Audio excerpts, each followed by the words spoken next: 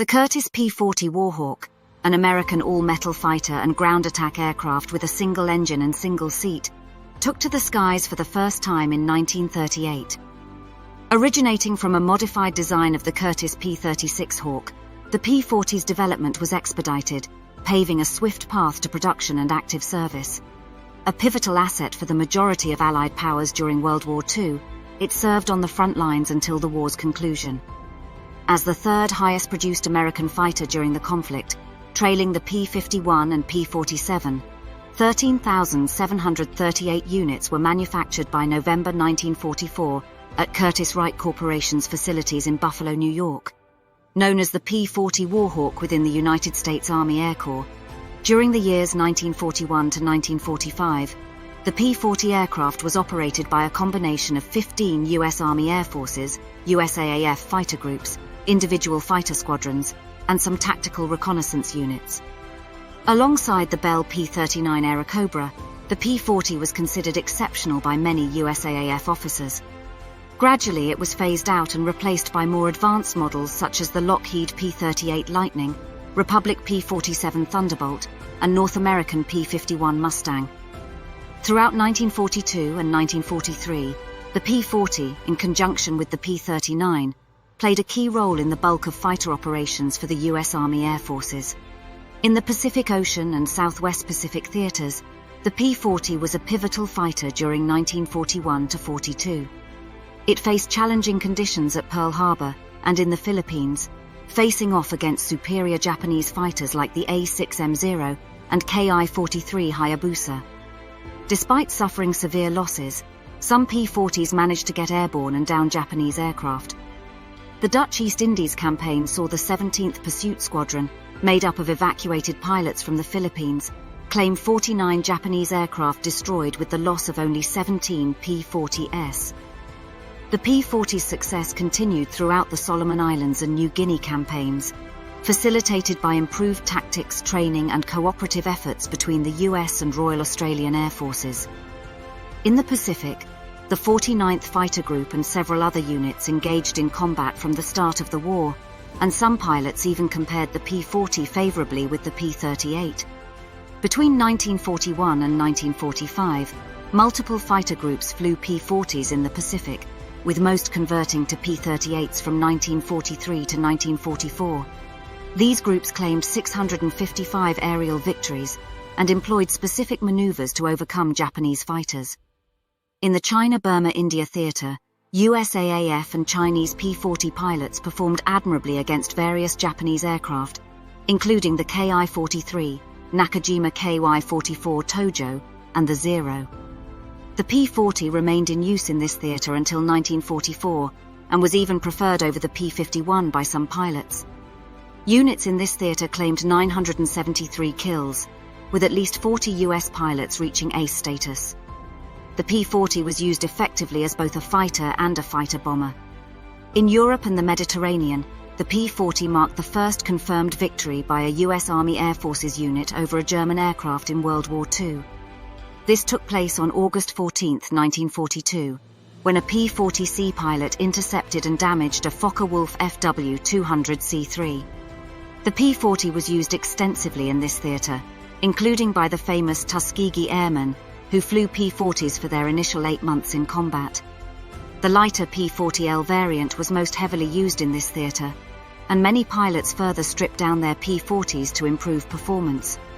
One major engagement involving the P-40 was the Palm Sunday Massacre on April 18, 1943. Based on decrypted ultrasignals, U.S. Army Air Forces fighters intercepted a large formation of Junkers Ju-52 transports, escorted by German and Italian fighters. The engagement resulted in the destruction of 74 enemy aircraft, with the 57th Fighter Group claiming 58 Ju-52s, 14 Bf-109s, and 2 Bf-110s. The P-40 also played a vital role in Operation Flax, shooting down all 14 Me-323 Gigant transports in an engagement, and the 325th Fighter Group, credited with 133 air-to-air kills. These actions, among others, showcased the P-40's versatility and impact across different theaters during World War II. Despite heavy losses and being eventually overshadowed by newer fighters, The P-40 held a place of significance in the early and middle stages of the war for the U.S. Army Air Forces. The Curtiss P-40 Warhawk's association with the Flying Tigers is one of the most celebrated chapters in aviation history. The Flying Tigers were a group of volunteer American pilots who served in the Chinese Air Force during the early years of World War II, before the United States' formal entry into the conflict. Officially known as the First American Volunteer Group, AVG, they were led by Claire Lee Chennault. Flying P-40B and P-40E models, the Flying Tigers quickly became known for their courage, skill, and effectiveness in combat against the Japanese forces invading China. These P-40s were adorned with the now iconic shark mouth nose art, a design that added to the group's fierce reputation. The P-40s used by the Tigers were not the most technologically advanced fighters of the time, but their ruggedness and the skill of the Tigers' pilots turned them into feared adversaries. Between December 1941 and July 1942, the Flying Tigers were credited with destroying nearly 300 Japanese aircraft, with a relatively small loss of their own. Chennault developed innovative tactics that played to the P-40's strengths, such as diving attacks, to compensate for the aircraft's limitations in maneuverability compared to some Japanese fighters. These tactics proved successful, as the Tigers were able to inflict significant damage on Japanese forces despite being outnumbered. The Tigers' success bolstered Chinese morale at a critical time and also captured the imagination of the American public. The image of the shark-mouthed P-40 became a symbol of determination and valor, and the Flying Tigers' exploits have been the subject of numerous books, documentaries, and films. The Tigers disbanded in July 1942, but their legacy continued to influence the U.S. military's approach in the China-Burma-India theater. The 23rd Fighter Group of the U.S. Army Air Forces, which succeeded the Tigers, continued to use P-40s and retained the shark-mouth insignia. The Warhawk's role in the Royal Air Force (RAF) during World War II is marked by its widespread deployment across various fronts and under different designations. The RAF began receiving the P-40B and C models, known as Tomahawk Mark I, 1A and 2 in 1941. These were initially used for training but also saw combat service. One of the famous units to use the Tomahawk was the 112 Squadron RAF based in North Africa, known for first painting the shark mouth emblem on their aircraft, becoming one of the most iconic nose art designs in military aviation history. As the war progressed, the RAF adopted the P-40D model and later variants, designating them as Kittyhawk. Kittyhawks included many improvements and were the Desert Air Force's air superiority fighter for the critical first few months of 1942, until Spitfires, modified for warmer climates, were available. The Kittyhawk Mark I was introduced in 1941 and was employed primarily in the North African campaign. These aircraft played a vital role in ground support and air superiority during key battles such as El Alamein. The subsequent version, Kittyhawk Mark IA, found its place in multiple fronts, including North Africa and the Mediterranean. The RAF further employed the P-40F and L models, known as Kittyhawk Mark II, mainly in North Africa and Italy, with the lighter L model being appreciated for its improved performance. The RAF continued to use later models, like the Kittyhawk Mark III and IV, in Italy and other Mediterranean areas, reflecting the aircraft's adaptability. In total, the RAF received approximately 2,320 Kittyhawk variants throughout the war, and its use of the P-40 encompassed a wide range of theaters. Some RAF P-40 units even served in the Far East in areas like Burma. The Kittyhawk held significant importance for the Royal Australian Air Force, RAAF, even more so than the renowned Spitfire. Among the first Australian squadrons to be armed with the P-40s were the Desert Air Force's No. 3 and 450 squadrons, with other RAAF pilots serving alongside RAF or South African Air Force P-40 units in the theatre. Achievements in the P-40 were considerable for RAAF pilots. 5 of them, namely Clive Caldwell, Nicky Barr, John Waddy, Bob Whittle and Bobby Gibbs, reached the double ace status with 10 or 11 kills each across the Middle East, North African and New Guinea campaigns. A total of 18 RAAF pilots were deemed aces during their tenure flying P-40s. Simultaneously, as North Africa was witnessing intense conflict, the Pacific War was burgeoning, and Australia's RAAF units found themselves devoid of suitable fighter aircraft in the Pacific. The European war was consuming Spitfire production. P-38s were hard to procure, and Mustangs were not yet in squadron service. Australia's nascent aircraft industry was ill-prepared for the demand. It was the US P-40s and their pilots, originally meant for the US Far East Air Force but rerouted to Australia, that became the first substantial arrival of suitable fighters. The RAAF obtained additional US Army Air Force shipments by mid-1942. The RAAF Kittyhawks were indispensable in the Southwest Pacific Theater, serving as frontline fighters in the early vital years of the Pacific War. Their robustness, along with their ability to carry significant payloads of 1,000 pounds, made them suitable for ground attacks. Notably, during the Battle of Port Moresby, RAAF 75 Squadron inflicted significant damage to Japanese aircraft. General Henry H. Arnold credited the entire victory in the air war against Japan to the actions at Port Moresby in early 1942. At Milne Bay, 75 and 76 squadrons were crucial, effectively supporting the Australian infantry, firing nearly 200,000 rounds. As 1945 waned, the conversion to P-51Ds began among RAAF fighter squadrons in the Southwest Pacific. Nonetheless, Kittyhawks remained in service until the war's end in Borneo. All in all, the RAAF procured 841 Kittyhawks of various models. They were also ordered for 120 Squadron, a joint Australian-Dutch unit. Under the Lend-Lease programme, the Royal New Zealand Air Force was allocated 301 P-40s specifically for deployment in the Pacific Theatre, employed by 7 different squadrons, ranging from 14 Squadron to 20 Squadron. Between the years 1942 and 1944, New Zealand P-40 squadrons found success in aerial combat against Japanese forces, claiming 100 aerial victories with the loss of just 20 P-40s in combat. Jeff Fisken, who achieved the status of the highest-scoring British Commonwealth ace in the Pacific, was among the pilots flying P-40s with 15 Squadron, though he also claimed victories flying the Brewster Buffalo. Most of the RNZAF P-40's triumphs were against Japanese fighter aircraft, predominantly Zeros, and also included victories against Aichi D-3A dive bombers. Fisken was credited with the sole confirmed twin-engine claim, taking down a Ki-21 Sally in July 1943. By late 1943 and into 1944, the role of Royal New Zealand Air Force P-40s began to shift more towards attacking ground targets. This included an inventive application of naval depth charges, adapted as impromptu high-capacity bombs. By 1944, the last of the frontline Royal New Zealand Air Force P-40s were supplanted by Vought F-4U Corsairs, with the P-40s then repurposed for advanced pilot training. The P-40 played a crucial role in the operations of 13 Royal Canadian Air Force RCAF units in the Northwest European and Alaskan theatres during World War II. During the initial phase in mid-May 1940, Canadian and US officers conducted comparative tests between an XP-40 and a Spitfire at RCAF Uplands in Ottawa. Even though the Spitfire performed better, its unavailability in Canada led to the P-40 being ordered for home air defence. The Canadian forces equipped 8 home war establishment squadrons with 134 Kittyhawk aircraft.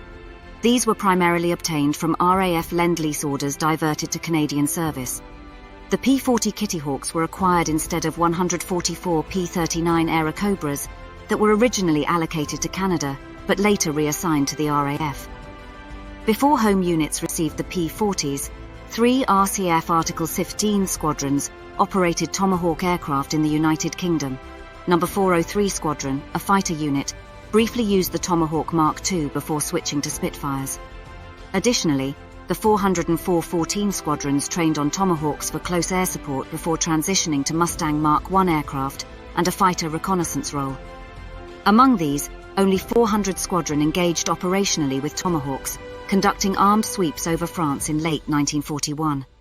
Moreover, RCAF pilots flew Tomahawks or Kittyhawks in various regions, including North Africa, the Mediterranean, Southeast Asia, and the Southwest Pacific, deployed with RAF and Commonwealth units. The year 1942 saw a significant development when the Imperial Japanese Navy occupied the Aleutian Islands of Attu and Kiska off Alaska.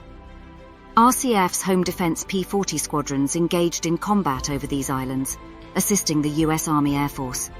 the RCAF sent 12 Canadian Kittyhawks, which operated from new bases, including Amchitka, during the extended campaign. The final chapters of the P-40's Canadian service involved the interception of Japanese balloon bombs designed to cause wildfires in North America.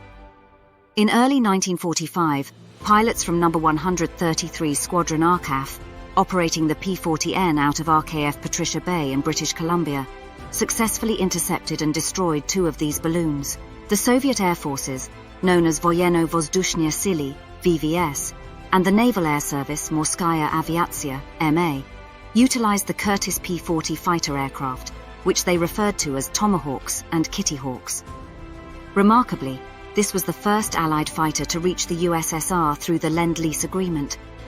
Between 1941 and 1944, the Soviets received various models, totaling 2,425 aircraft. Some came directly from the US, while others were shipped from Great Britain, often incomplete, lacking parts like machine guns and even portions of the engine cowling. Upon arrival in the Soviet Union in late September 1941, the first 48 P-40s were assembled and tested, revealing some manufacturing defects, including repeated failures in gears and shafts. The test report acknowledged the Tomahawk's shortcomings in speed and rate of climb compared to Soviet-built fighters, but praised its range, endurance, and horizontal maneuverability. Despite these issues, the planes were quickly employed against the Germans. The 126th Fighter Aviation Regiment, IAP, was the first to use the P-40, entering action on October 12, 1941, and successfully downing 17 German aircraft by mid-November. Some pilots noted the P-40's armament was more suited for ground attacks rather than aerial combat. The Soviets were actively engaged with the P-40s in early 1942, with 198 aircraft sorties resulting in the downing of several German aircraft, revealing that the Tomahawk was indeed capable of successful air combat with the formidable Bf-109. Pilots like Lieutenants S.V. Levin and I.P. Levsher even managed to outmatch multiple enemy aircraft without loss. The Soviets modified their P-40s significantly, often removing wing guns to adapt them to combat needs.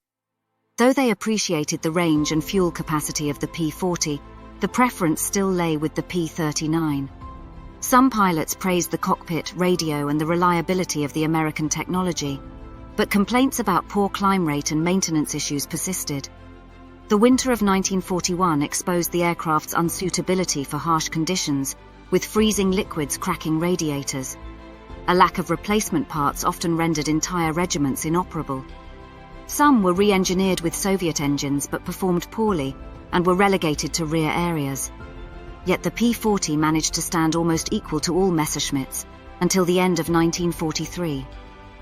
The Tomahawk and Kittyhawk were considered competitive with enemy aircraft, despite some shortcomings.